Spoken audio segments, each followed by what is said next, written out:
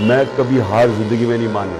স্বাস্থ্যগত উদ্বেগের মধ্যে কারাবন্দী পাকিস্তানের সাবেক প্রধানমন্ত্রী ও পিটিআই প্রধান ইমরান খানকে বেসরকারি হাসপাতালে স্থানান্তরের নির্দেশ দিয়েছে দেশটির সুপ্রিম কোর্ট।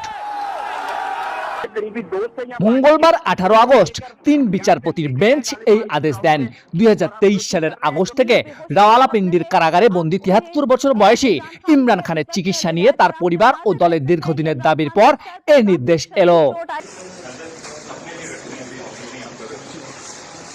আদালতের আদেশ অনুযায়ী ইমরান খানকে ইসলামাবাদের একটি বেসরকারি হাসপাতালে নেওয়া হবে। সেখানে কার্ডিওলজিস্ট, জেনারেল মেডিসিন বিশেষজ্ঞ, চক্ষু বিশেষজ্ঞ এবং তার ব্যক্তিগত চিকিৎসককে নিয়ে গঠিত বিশেষ মেডিকেল প্যানেল চিকিৎসা করবে। পিটিআই রায়কে স্বাগত জানিয়ে দ্রুত বাস্তবায়নের দাবি জানিয়েছে এবং সমর্থকদের হাসপাতালের বাইরে ভিড় না করার আহ্বান জানিয়েছে। তবে সরকারের মধ্যে দেখা গেছে মিশ্র প্রতিক্রিয়া।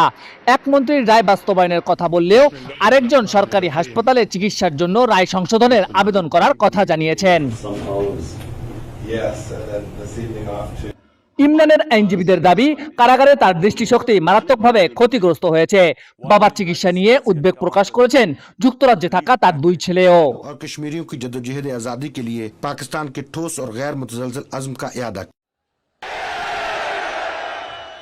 20 साल जो मैं खेली है, आखिरी गेंद तक मैं मुकाबला करता हूं।